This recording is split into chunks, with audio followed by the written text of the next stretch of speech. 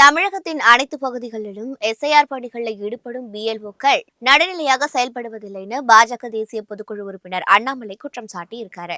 Chennai D நகர்ல உள்ள கமலாலயத்தில் SIR வாக்காளர் சிறப்பு திருத்த பணிகள் தொடர்பான ஆய்வுக் கூட்டம் நடைபெற்றது.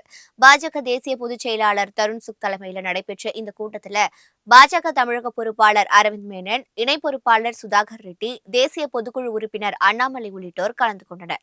பின்னர் செய்தியாளர்களுக்கு பேட்டியளித்த அண்ணாமலை, திமுக அரசு அதிகாரத்தையும் பிஎல்ஓக்களையும் கையில வைத்துக் கொண்டு சில வேலைகளை செய்கிறார்கள்னோ, 18 வயதுக்கு மேலான அனைவரையும் வாக்காளர் பட்டியலில் கொண்டு வர பாஜக முகவர்கள் நடவடிக்கை எடுக்க வேண்டும்னு கேட்டுக் கொண்டிருக்காரு.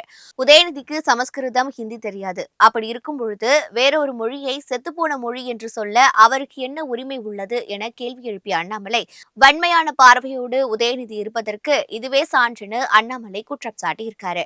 மெட்ரோ ரயில் திட்டத்தை மத்திய அரசு நிராகரிக்கவில்லை, சில கேள்விகளை கேட்டு திருப்பி அனுப்பியிருக்கிறார்கள்னு அண்ணாமலை விளக்கம் அளித்திருக்காரு.